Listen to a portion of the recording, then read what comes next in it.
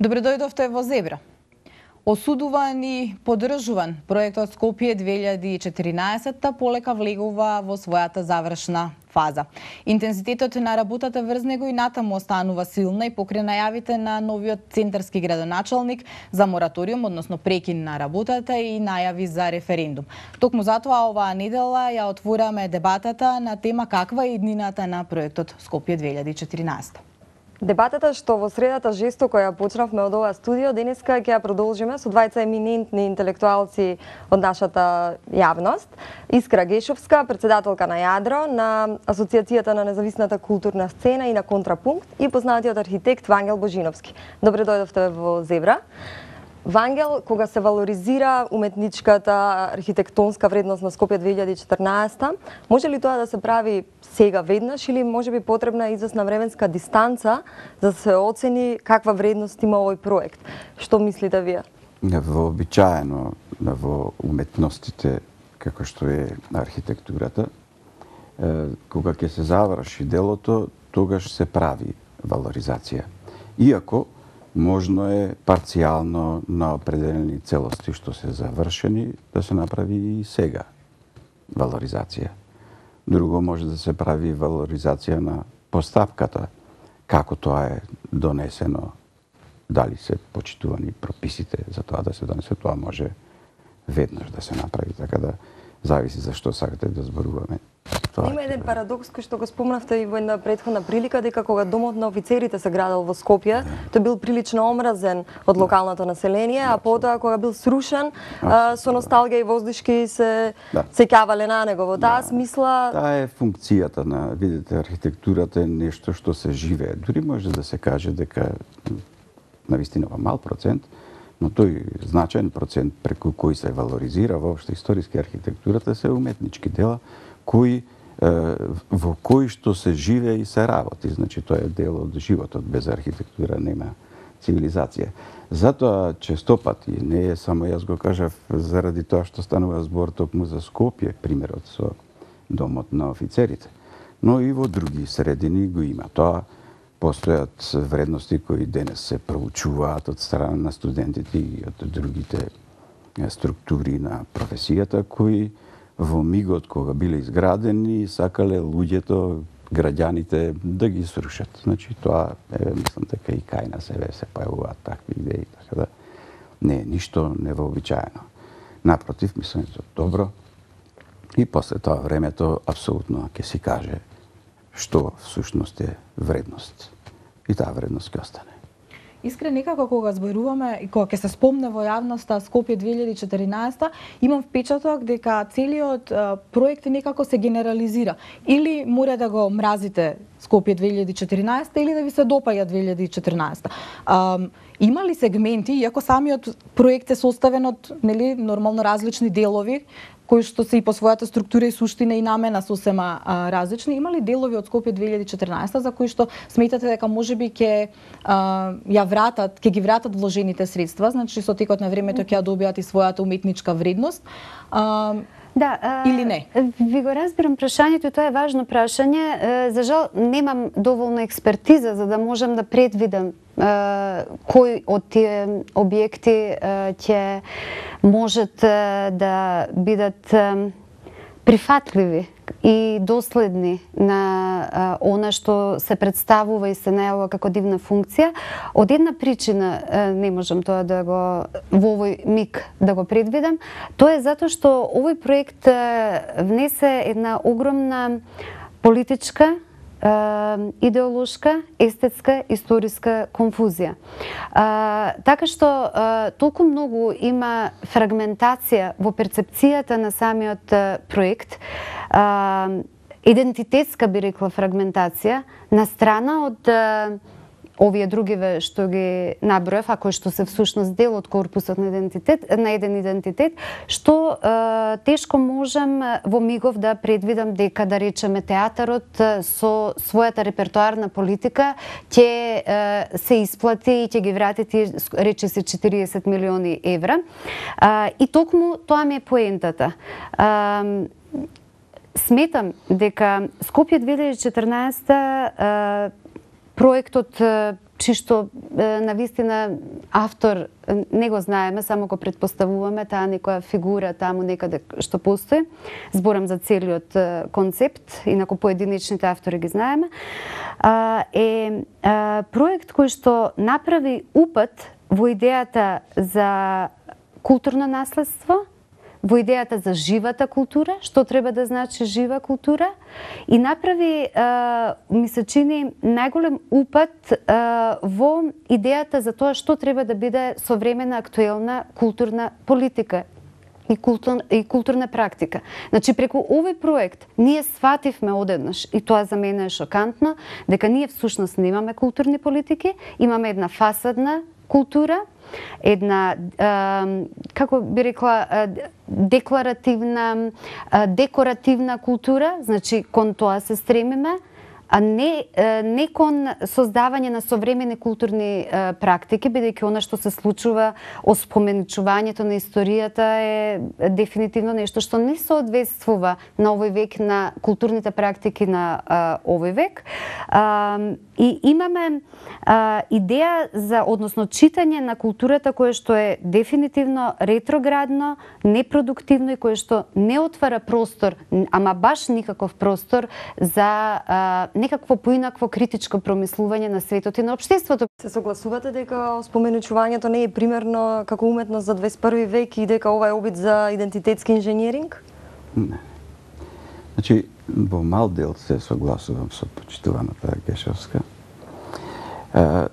Има една работа која како информација мора да ја знае секој интелектуалец кој сака да учествува во оваа расправа. Расправата за Централното градско подрачје, именно тоа е тоа, не е започната сега, не е започната од оваа власт, нити е сега актуализирана од професијата. Таа расправа се води долго време. Ако сака некој да биде темелен, таа се води сега за уште една година, цели 100 години. Ако го проучите целиот тој процес, ќе видите дека се ова што сега се случува, многу малку можете да го наречете тоталитарно или како сакате недемократски, туку баш напротив. Не сакам да ширам, предлагам за околу таа дебата да направиме повторно еден разговор кој ќе биде подолг, за да се свати што ова го кажувам, но тоа е мој став и мислам дека многу лесно можам да го одбранам. Друго, прашањето на тоа што во овој момент во светот е актуелно, што му прилега на 21 век, исто така го сметам за безпредметно. Мислам дека таа, како да кажем, тој стереотип во Македонија е пригонски. Ние како интелектуалци мораме да сватиме дека 21 век кај нас не е ист и не треба да биде како 21 век на некое друго место. 21 век кај нас е наш 21 век.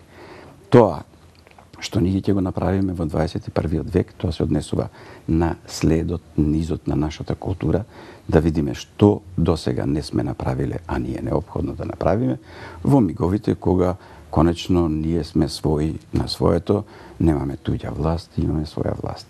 Значи, јас се спротивставувам и мислам дека е тоа аргументирано, кога има побуна против одлуките кои ги донесе оваа власт во врска со овој, да го наречеме проект, заради тоа што знаете како, кога зборуваме ние за проект, ние велиме и се обраќаме на тој термин во еден стручен смисол.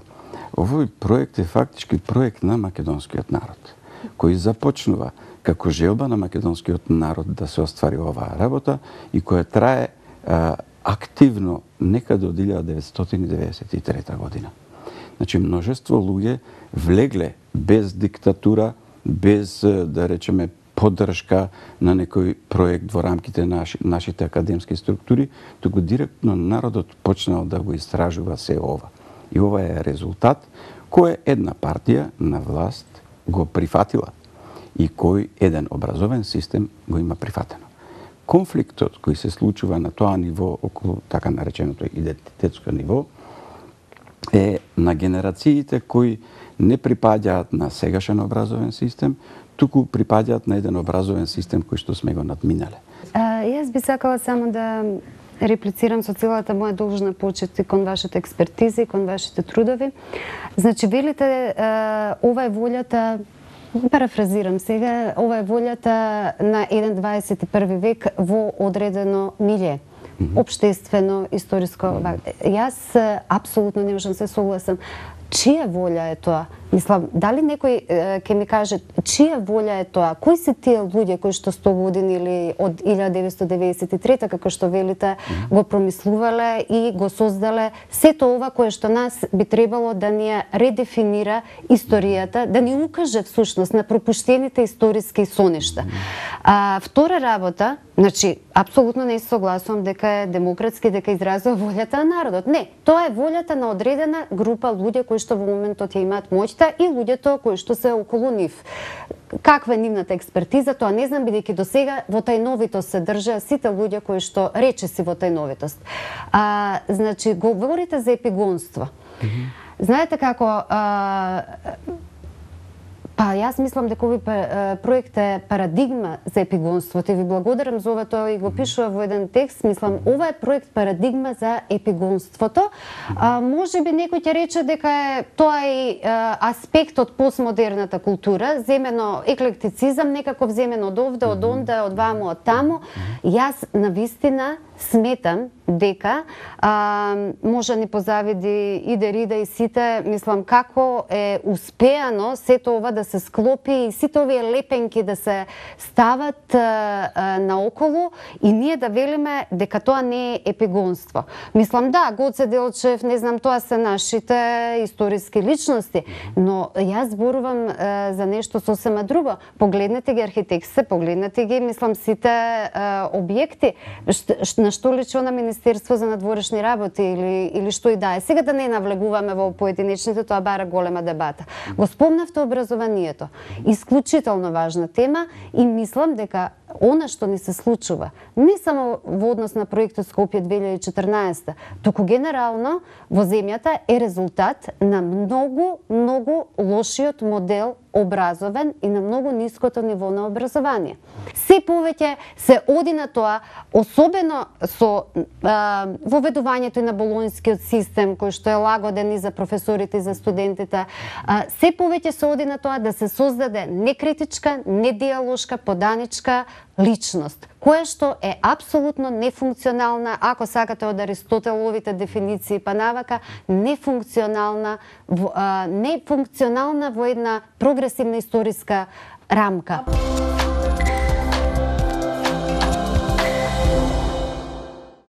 Скопје 2014 моментално ја живее иднината. Не знам дали сте сите свесни што се случува во Скопје, но во Скопје има повеќе туристи од Охрид, од цела Македонија.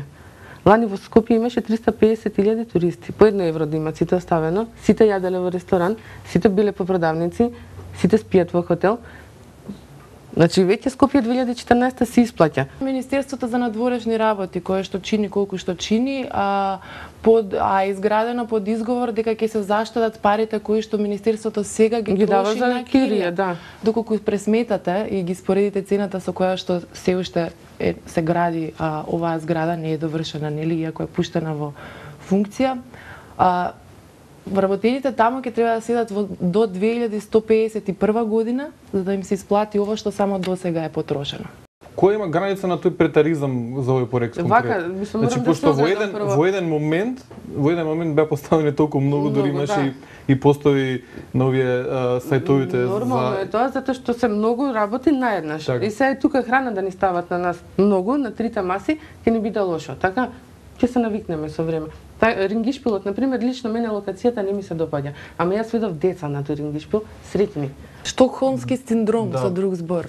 И жртвите се навикнуваат на своите киднапери, па повторно тоа не го користиме како аргумент. Не треба да се плашиме од рушење, дислоцирање. Француски клучеви тоа се само метафори, тоа се само символи. И не треба да ги взимаме здраво за готово. Меѓутоа, на крајот на краиштата и Берлинскиот зид беше срушен. Ја мислам дека веќе е крајно време да завршиме со менталната матрица, да рушиме. Треба да правиме. Не, треба да почнеме со неа, зашто до сега не сме почнали. Значи, доаѓа некој почнува да прави, искачаат луѓе, вика треба да се руши. Ја мислам дека треба веќе лекови или да се прска нешто по воздух, за да се Треба да се прцка за комерција, се уште не сме го направиле тоа, пошто сечеме дрва. Очекувам некои објекти, како например Триумфалната порта, ако не можеме да ја срушиме, барем да ја обраснеме во бршлен и веќе да не ја гледаме. Очекувам некои згради кои што можеби не можеме да ги срушиме, можеме барем да ги реуредиме и да ги направиме некакви културни центри или социјални собирни центри. Очекувам да се отстрани мостот на уметноста, бидејќи навистина троши многу струја пред се за ништо, а згоре на тоа ги омаловажува сите дејци кои што се на него.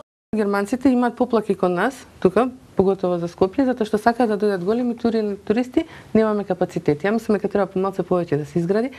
И мислам дека треба секој споменик да добие своја приказна онака убаво, да има на интернет, да можат сите да видат. Така да мислам дека ова се што се прави треба малку повеќе.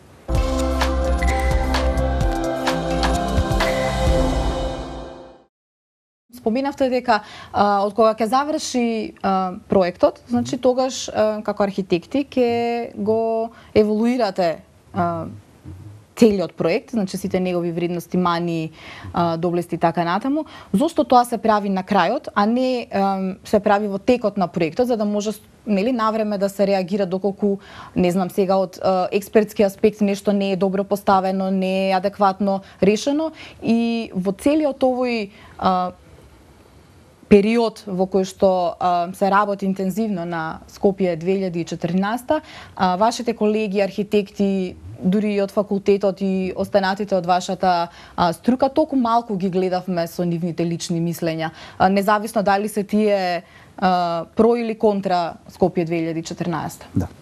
Значи, за вториот дел на прашањето.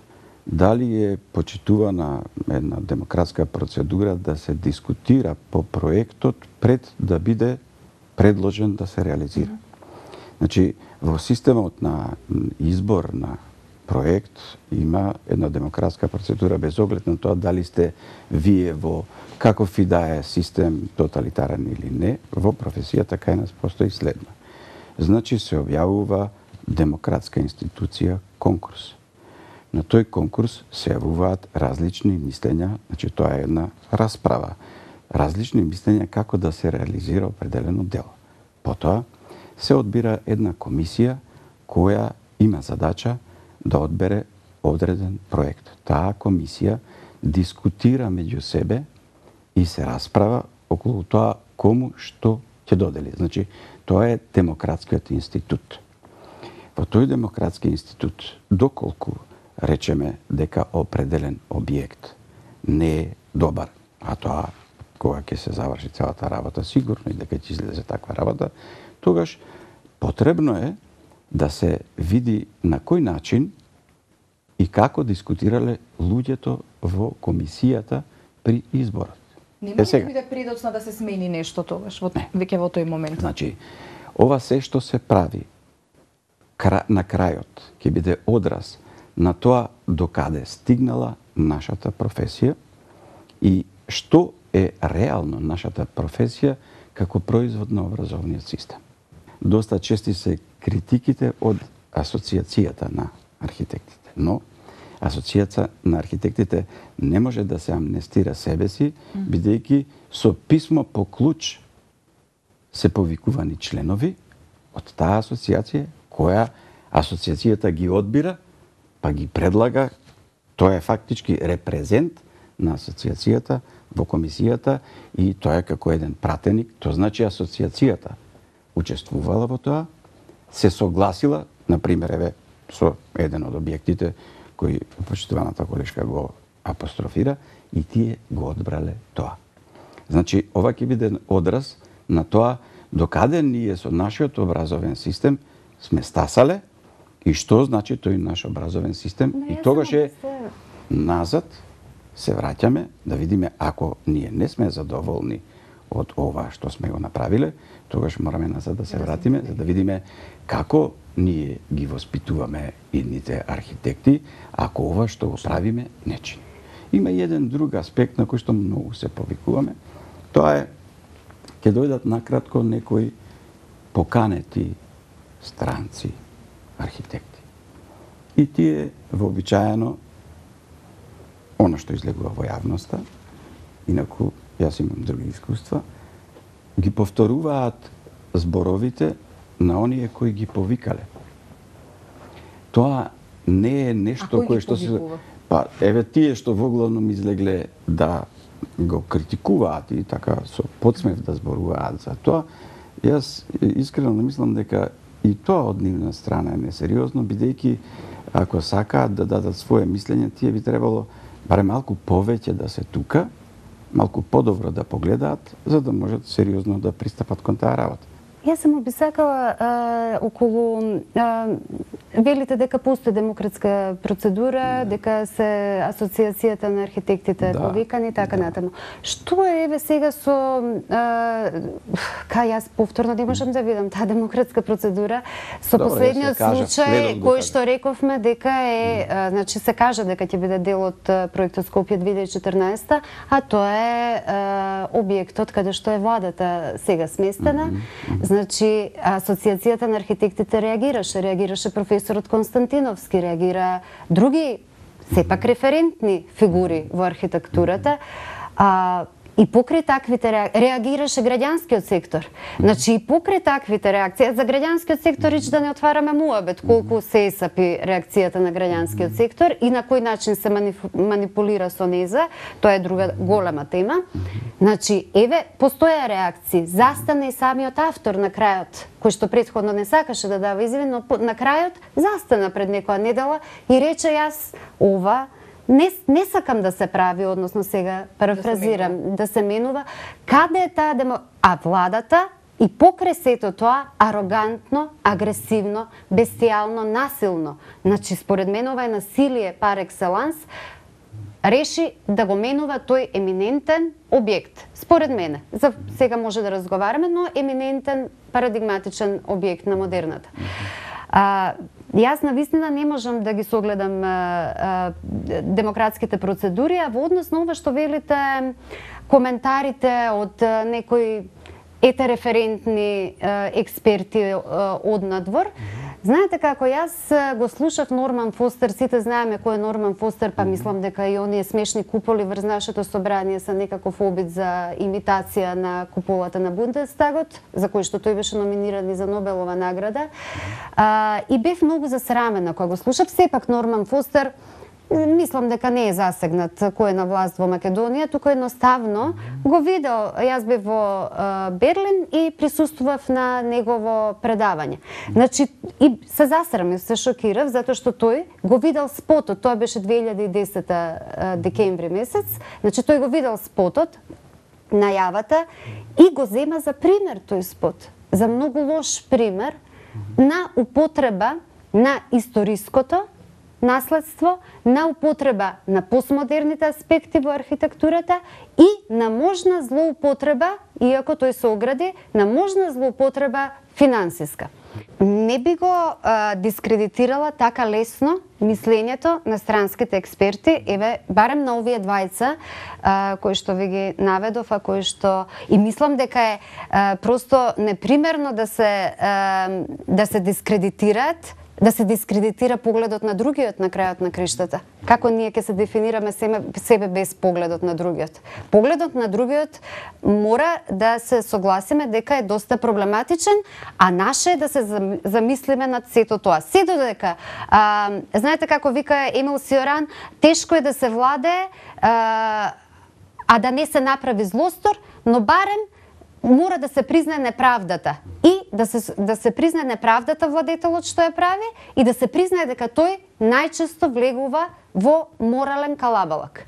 Значи, сметам дека некој ќе треба еднаш нешто да признае. Сосема за крај ве молам да реплицирате во интерес на времето. Јас во мојот пат низ архитектурата, како помлад, исто така носев низ образованието во одушевување за тоа што се случува на Запад и одев доста често таму. Во тие пригоди јас имав можност, да речеме, барем 10 од 20 врвни архитекти да имам личен контакт и низ тој личен контакт кој често пати не беше само во една средба. Добив еден впечаток дека сите големи се обични луѓе и тие вообичаено овде барем ги правиме преголеми отколку што се. Норман Фостер доби на конкурс за Берлинскиот Рајхстаг со една платнена завеса и чадор над срушениот Рајхстаг. Потоа го зеде владата како прва награден труд и му рече ти нема да правиш ова, а ќе правиш друго. Така што Норман Фостер под диктат на германската влада го направи овој Рајхстаг и оваа купола. Значи го негираме квалитетот на Норман Фостер и неговото дело. Само го спуштам на едно ниво кое значи дека Норман Фостер е еднаков, иако тој спаѓа во еминентни архитекти, е еднаков по своите интелектуални можности за процена со некој кој навистина овде исто така добро се занимавал и ја пратил архитектура. А може би луѓето во владата германска имаат повеќе критериум? Верувам дека кога Норман Фостер или некој друг би имал и други информации, знаете што? Ние одовде еманираме за Македонија дека тоа е едно вака место кое добро е што си тука, ама ти баш би било подобро да си надвор, и тоа одзрачува, и тоа се прави предолго време, и тоа секој го прифаќа како појдовна точка врз основа на искажувањето што ние, интелектуалците да се наречеме, го испраќаме надвор. Доколку не е така, јас имам друго искуство со исто така познати архитекти, например познатиот светски градител на болници Моше Зархи, тој беше наш гостин на Сојузот на архитектите на Македонија и тој излезе одовде со само позитивна критика за Македонија и воопшто тој доби една представа позитивна за Македонија. Верувам дека во телото на информации, кога тој би го имал за тоа што ние правиме со 2014, тој би имал критика, зашто јас имам критика за тој проект, односно не проектот на што се реализира, но не би бил така слободен да критикува. Инаку, како да ви кажам, се случува, јас знам дека... Ама мора да бидеме слободни да критикуваме. Ние страдаме во оваа земја од неслободата за критика. Ако некој критикувал, а исто така и во рамките на овој проект, јас себе си не се сметам за некој кој априорно брани се, и јас имам забелешки кон работите. Меѓутоа, ваков двиг, ваков начин за многу брзо време да се направи нешто за главниот град, за тој да стане главен град, досега никој не се осмели, и јас сум благодарен на овие луѓе кои моментално се на власт, што ова го направиле. И мислам дека низ време сите ќе бидеме благодарни, а се што не е како што треба да се нотира и треба да се земат на одговорност тие кои во комисијата направиле таков избор. Ви благодариме за оваа аргументирана дебата и што бевте дел од Зебра, на гледачите им благодариме што не следеа. Се гледаме во среда. Поздрав!